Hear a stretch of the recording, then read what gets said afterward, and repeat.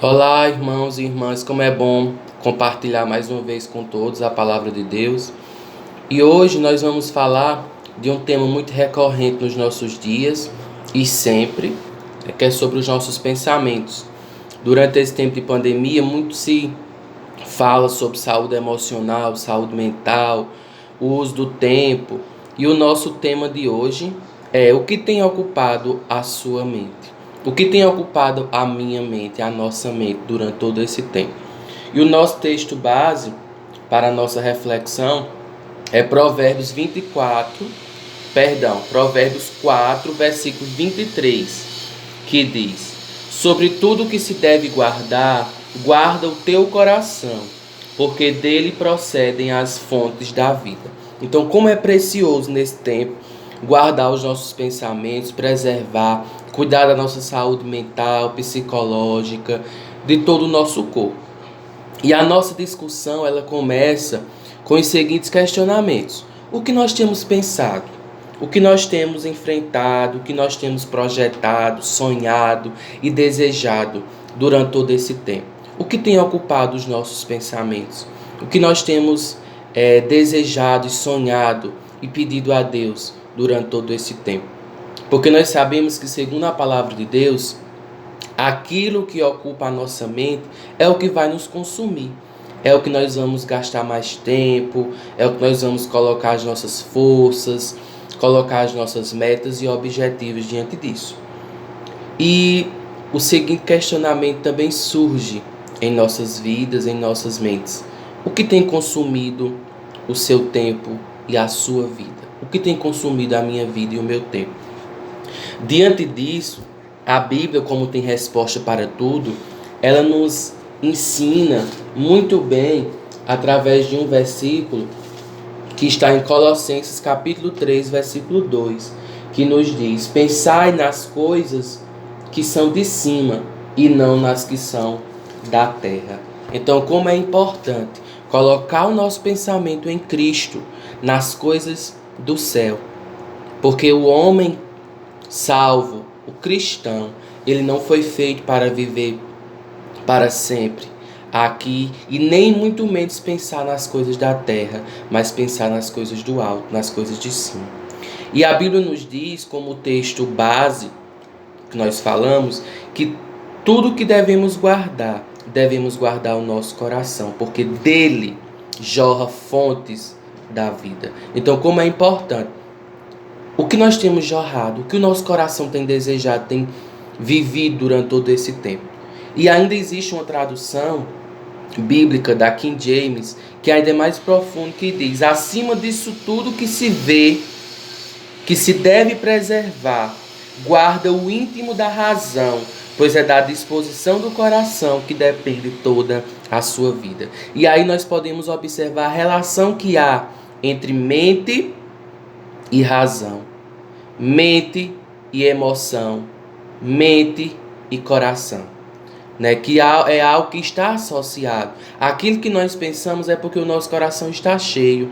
Aquilo que nós associamos aos nossos pensamentos é porque o nosso desejo, a nossa razão tem pensado antes nisso. Então, quando nós falamos de coração, está se falando de mente ao mesmo tempo, porque não tem como desassociar.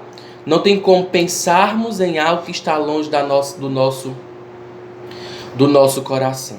Não tem como pensarmos em algo que nós não estamos ansiando, desejando ou buscando alcançar. É algo que está inerente, é algo que faz parte. No coração e na mente é onde tudo acontece, porque é quem governa todo o nosso corpo. Nossa mente, precisamos entender que nossa mente ela está ligada aos nossos pensamentos, ligada aos nossos sentimentos, às nossas vontades e aos nossos desejos. Tudo está interligado. Então não tem como dizer: mas eu não pensei assim. Mas eu não senti assim. É algo que está ligado. É algo que está totalmente associado. Então, diante disso tudo, entendendo que a nossa mente está associada ao nosso desejo, aos nossos sentimentos, né, ao nosso coração, surge o seguinte questionamento: e aí, o que nós temos pensado? O que temos sentido durante todo esse tempo? Qual tem sido o nosso maior desejo nesse período? qual tem sido, ou quais têm sido as nossas maiores vontades, os nossos maiores desejos, o que tem ocupado a nossa mente. Como cristão, precisamos guardar o nosso coração, porque dele jorra as fontes da vida. Não esquecendo de Provérbios 4, 23. E também tem outro texto da palavra de Deus que nos ensina muito a respeito desse tema, desse texto, desses questionamentos, que está lá em Filipenses 4:8, que é um texto muito conhecido, eu acredito, dos irmãos. Quanto ao mais, irmãos, tudo que é verdadeiro, tudo que é honesto, tudo que é justo, tudo que é puro, tudo que é amável, tudo que é de boa fama, se há alguma virtude e se há algum louvor, nisso pensai. Então aí está a resposta. O que deve ocupar o nosso pensamento? A palavra de Deus, Paulo, segundo aos Filipenses, ele nos deixa bem claro o que deve ocupar a nossa mente é aquilo que faz bem para o nosso relacionamento com Deus e com o próximo. Pensar no que é bom, no que é honesto, no que é justo, no que é de boa fama, no que é amável e entre outras características positivas que nos faz entender o plano e a vontade de Deus sobre as nossas vidas. Então nisso deve ocupar o nosso pensamento.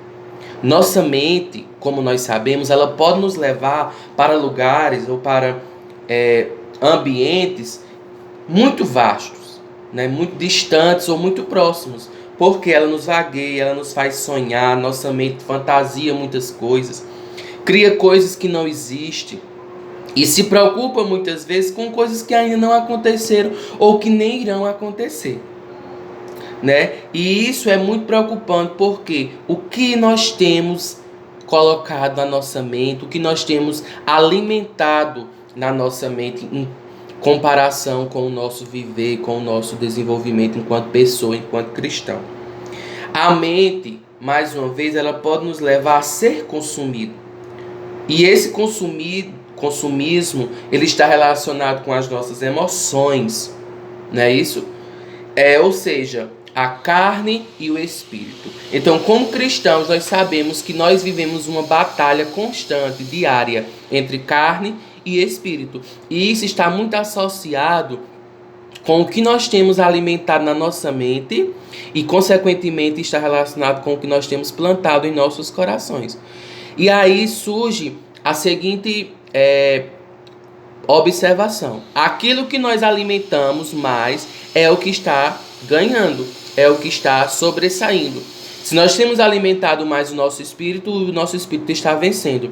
Nós temos alimentado mais a nossa carne está vencendo. E nós sabemos disso, enquanto leitores e estudantes da palavra de Deus.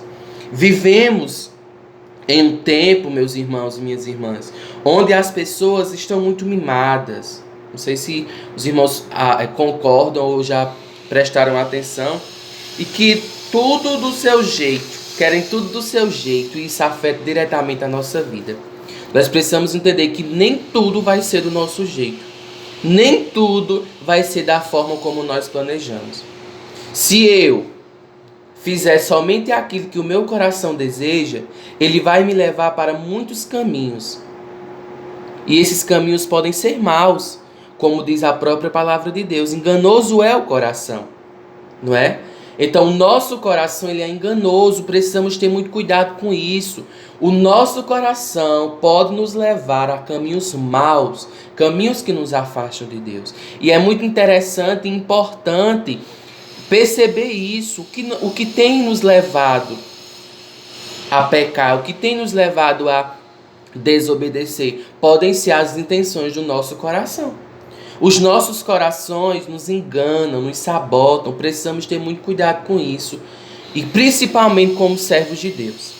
Precisamos rever dia após dia o que tem ocupado a nossa mente e nos perguntar se isso está de fato nos aproximando de Deus. O que eu tenho pensado, o que eu tenho desejado, o que eu tenho sentido, tem me aproximado de Deus? Tem me feito mais íntimo do meu Deus? E a resposta a isso vai ser o sinal de como está o meu relacionamento com Deus e vai ser também o caminho para a gente saber se podemos trilhá-lo, continuar andando por ali prosseguir por onde nós estamos pensando ou não. Pois os nossos pensamentos se tornam desejos e vontades, e consequentemente esses desejos e vontades vão se tornar atitudes. E aí onde está o grande perigo, porque são essas atitudes que moldam o nosso caráter. Tudo é um caminho, né? O que temos pensado vai ocupar os nossos desejos as vontades, as nossas vontades se tornam atitudes. Tudo isso está relacionado. Mente e coração, emoções, sentimentos. E quando se parte para a atitude, é onde está o X da questão. O que nós temos alimentado vai refletir nas nossas atitudes. E aí, como está o nosso caráter? Sabem que isso tudo é para moldar o nosso caráter. Como tem sido o nosso caráter? Em Gálatas 5,17, na palavra de Deus, tem um texto, um versículo que diz assim: porque a carne cobiça contra o espírito e o espírito contra a carne, e estes opõem-se um ao outro, para que não façais as coisas que quereis. Então, mais uma vez, reforçando a luta, a batalha que existe interna em cada um de nós. Tem sido vencido pela carne ou fortalecido pelo espírito? Essa é a pergunta que deve vir à tona todos os dias. Precisamos arrumar o nosso interior para amadurecermos. As coisas da carne têm ocupado nossa mente nesse momento? Têm ocupado todo o nosso viver? É tempo de nos posicionarmos enquanto filhos e sermos lavados pelo sangue do Cordeiro para viver uma vida plena no Espírito. E o que tem nos feito pecar? Em Mateus 5,30 diz assim: se a tua mão direita te escandalizar, corta, atira-te para longe de ti, porque é melhor que um dos teus membros se perca do que todo o seu corpo seja lançado no inferno. Se a nossa mão tem nos feito pecar, vamos ter sabedoria em usá-la, vamos possuir, colocar no nosso pensamento, nas nossas emoções, aquilo que vai nos aproximar de Deus. Nós somos levados pelos nossos 5 sentidos: visão, audição, fala, tato e paladar. E o que tem nos levado a pecar? É o que nós temos visto, ouvido, tocado, falado ou pensado. É o prazer que nos induz ao pecado. Então precisamos prestar muita atenção no nosso pensamento, nas nossas reações quanto a isso. Existem coisas que não são apropriadas para o cristão, para nós ouvirmos, falarmos, vermos, tocarmos, nem sentirmos. Existem coisas que não são para nós. Precisamos, acima disso tudo, resgatar o nosso relacionamento com Deus através do Espírito Santo que vive em nós, para que nós possamos a cada dia termos o nosso relacionamento mais próximo de Deus. E aí surge mais uma perguntinha.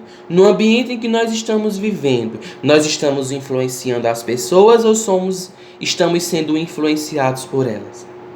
E a Bíblia nos dá um segredo, nos dá uma resposta para essa pergunta, para esse questionamento.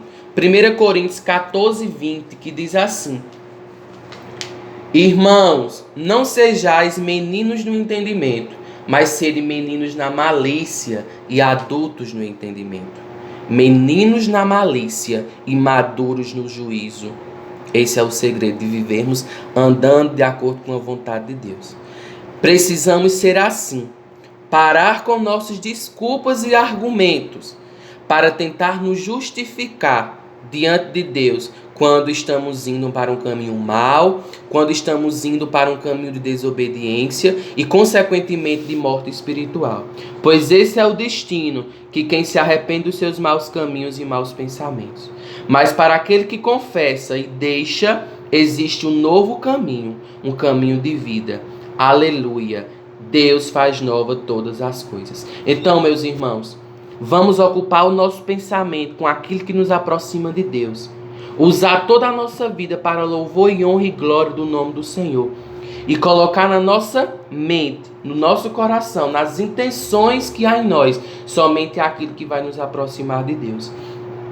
Aquilo que vive dentro de nós, precisamos ter santidade a cada dia, temor ao Senhor e viver uma vida que lhe agrade, fazendo a vontade de Deus a cada dia. Deus te abençoe, meu irmão, minha irmã. Fiquem na paz.